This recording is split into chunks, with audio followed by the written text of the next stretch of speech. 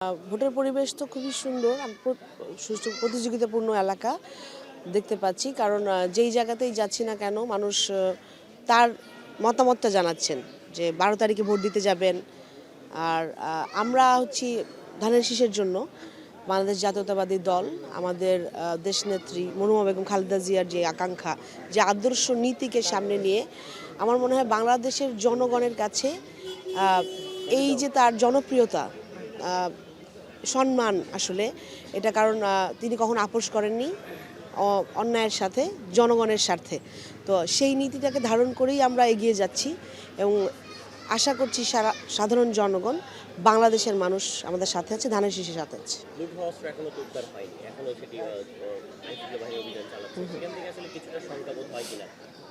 হাদির ঘটনা, আমাদের হাদির সাথে যে ঘটনাটা হলো, তো নিরাপত্তা সুনিশ্চিত করাটাও দায়িত্ব ছিল ইন্টারিম গভর্নমেন্টের, পাশাপাশি সবার।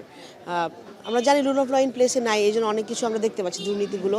তো আমার মনে হয় একটা সুষ্ঠু নির্বাচনের মাধ্যমে গণতান্ত্রিক রাষ্ট্র ব্যবস্থা গঠন করা হলে, স্থায়ী একটা স্থিতিশীল সরকার থাকলে আমরা হয়তো ইনশাল্লাহ সামনের যে সময়টা ভালো দেখতে পাবো।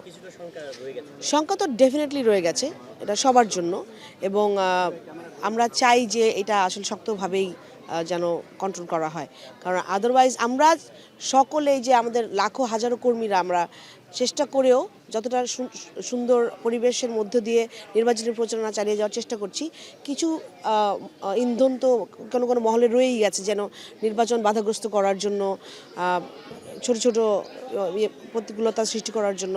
তো সেগুলো যেন কঠোর হাতে দমন করা যায়, কারণ উদ্দেশ্যটা আমরা সবাই জানি।